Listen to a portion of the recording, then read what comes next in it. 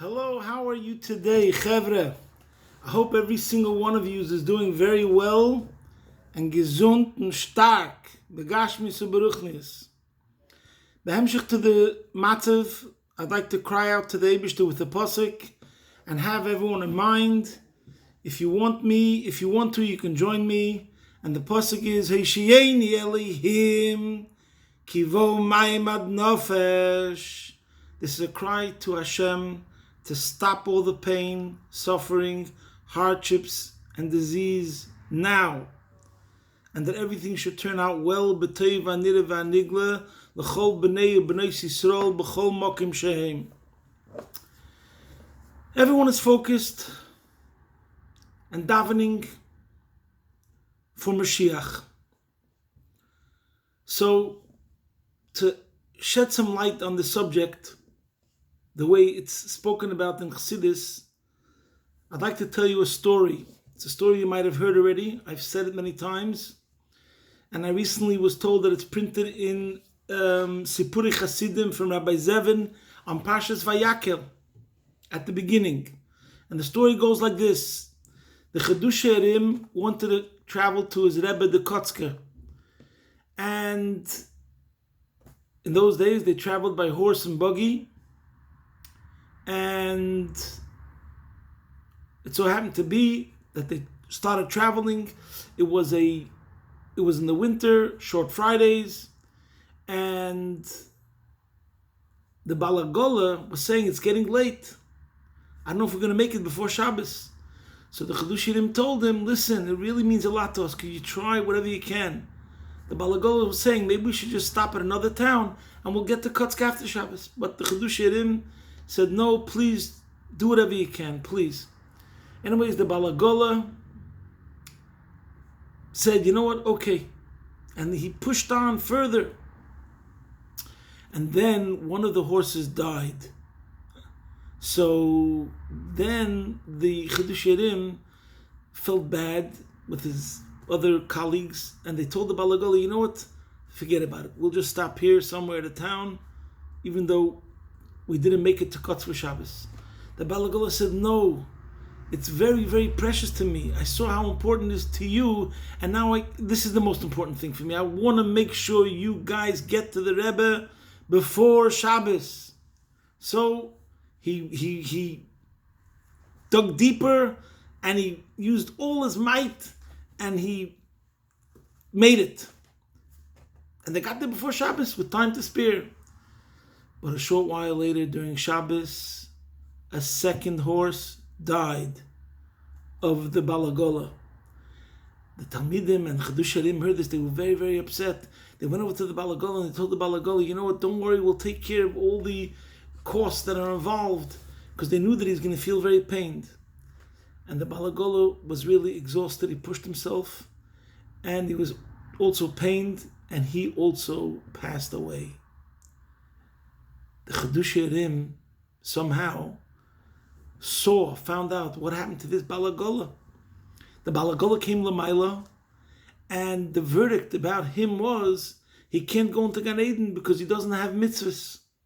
But he can't put him into Gehenna either because he had Mesiras Nefesh to keep Shabbos, that he actually had Mesiras Nefesh. He pushed himself so far. And also for others, he did it so that these people can make it to their Rebbe. So they decided he can't get Gehenna. So what happened to him? This is the Lashon that it says in the Sefer. He was an Olam Ha'Dimyan. His reward was Olam Ha'Dimyan. He was there in the Olam Ha'Dimyan. And what was his Gan Eden? What was his reward? All his life, he had horses that were not thoroughbreds, champions. And he had to deal with bad roads, and it was difficult. And here, the Chiddushei Ha'rim saw him, and they saw this Balagola, and he has the dream wagon and the dream horses, and they look like champions, and there he is in his Gan Eden going, hoo-ha! And he's enjoying it, he's loving it, he's just driving along, and he has wonderful scenery, wonderful roads, the best horses, and it's all great. The Chiddushei Ha'rim says they weren't Kafui Teva, and they decided that they have to arrange that he should have the true Gan Eden. Nishkim balagolish Gan Eden. He shouldn't have a wagon driver's paradise, but the true paradise. That's the story as it's printed. The way I heard it from Mashpiyim in the past was that when we're talking about Moshiach and we're asking for Moshiach, or when we're davening, this person's davening for a better iPad, this person's davening for a better computer, this person's davening because their 96-year-old aunt is in the hospital, this person's davening because they have to marry off their 8 daughters, whatever the story is.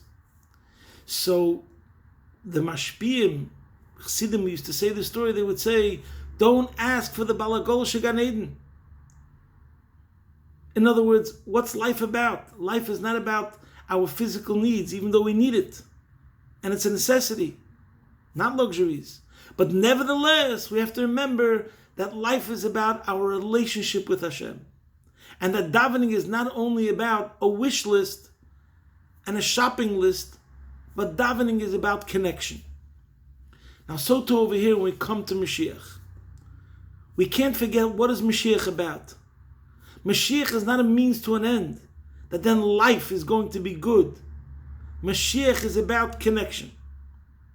But before we finish, let me just say, but on the other hand, I was once by a Farbrengen, and I don't remember which Farbrengen, and the Rebbe spoke about B'shas Mokum zu gehen zu Yidden, und sagt ihm, soll beten von Moshiach, wird fragt on, was es sein, wenn Moshiach wird kommen, darf man ihm sagen, es wird sein gut, wird fragt on, was es b'shat gut, darf man ihm sagen, es wird sein gut, wie du verstehst gut. The Rebbe said, when you come to another Jew and you ask him that he should ask for Moshiach, he's going to say, what's Moshiach? So you have to tell him it's going to be good. He's going to say, what do you mean good? So you have to tell him it's going to be good the way you understand good. So in other words, what was the Rebbe saying? You know what? Even if you're asking for Moshiach is even if you're asking Moshiach is not really for the right reasons, but still do it. Through that you'll come to a higher awareness soon, like this Balagola, and realize what the real Moshiach is about. So, at this point in time, we have to keep that in mind, that on one level, no problem. If you're in pain and you're crying out and you say, bring Moshiach to stop my pain, that's also great, because it's coming from your heart. But on the other hand, you have to realize it's about the relationship. What is Moshiach? Moshiach is a deeper intimacy with Hashem. And we will not feel whole and complete and at real peace until that relationship is at its most intensity. So, what we have to remember is that we turn to Hashem and we say, we didn't forget you. We shouldn't be like the father who calls over the son and wants to have mamish, a deep, meaningful conversation. He says, son, you're the most important thing to me in life. Son, our relationship is more precious than anything else in the entire world. You're the most important person in the entire world.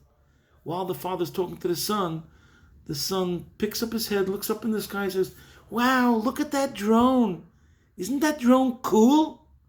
Wow, that's a cool drone. The father hears those words. He's crying inside. My son, he's lost the plot. Oy vey. I failed. If while I'm talking to him about the most precious thing to me in the world, and the things that are the closest to my heart, and he's looking at the drone, let us not forget our Father, and let us turn to him, heart to heart, and the Eibishter will turn to us with all of his heart and bring the Geula Mitzvah Shlema now.